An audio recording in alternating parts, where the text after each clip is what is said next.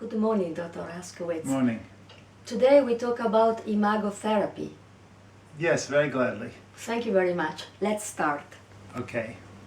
Dr. Hershkowitz, when people in a couple realize that something is wrong in their relationship and they cannot correct it by themselves, they may decide to consult a couple therapist. But how do they choose one? First of all, before they make that choice, a lot of time passes. The time to realize that something is often wrong in a sort of systematic way. The time to try to change that, to correct that, but not be able to, and realize that they need an outside help.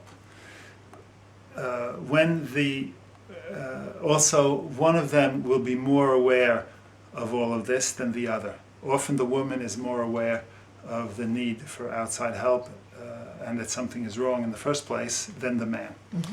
Mm-hmm.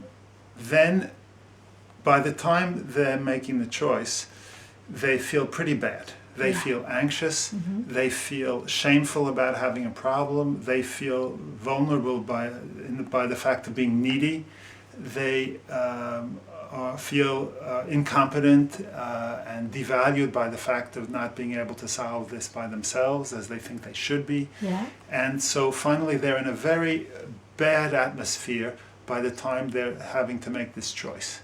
And so there's a need for safety in the person, generated by the person they choose.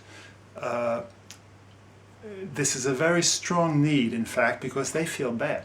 And the safety will help them feel much less bad. So even if they don't consciously formulate the need for safety, there is an underlying huge need for safety to make in the choice they're going to make. I understand safety is very, very important in your way of working with a couple.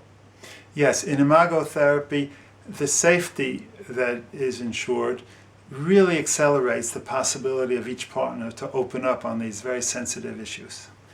Okay, then, Dr. Hershkowitz, how does Imago therapy ensure a high degree of safety?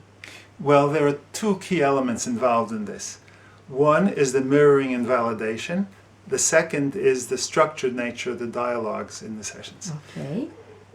Right from the outset of the contact with the partners, I shift my center of gravity in the way I'm listening to them from my own world and references to each of theirs. Yeah. This starts making them feel safer than usual. And then I later teach them how to do this with each other. And they are brought to listen to each other, to mirror what the other is saying even when they disagree, and to learn how to give validating comments on what the other is saying instead of making it a debating point or criticizing automatically. The second element for safety is that the dialogues have a definite, regular, foreseeable nature.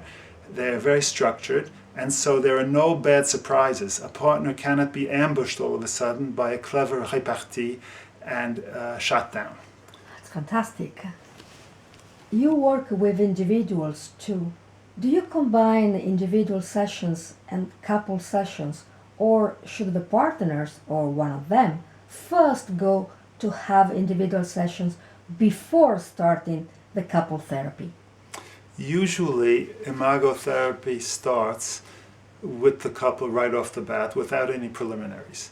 However, it is sometimes better, it seems to me, to have an individual contact with each of the two partners beforehand, partly because this increases the safety that each partner will feel once the couple, with all its problems, is in its first couple session.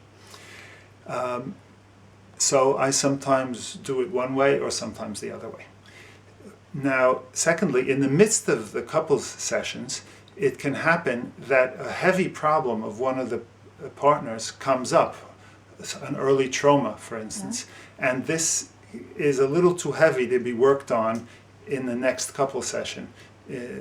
So I then invite that partner to come 2, maximum 3 times to work with me on that trauma or on that other issue individually on a parallel track to the couples therapy, which continues as before. Thank you very much, Dr. Hershkowitz. You're very welcome. Well, so looking forward to the next talk about imagotherapy then. Me too. Thank you.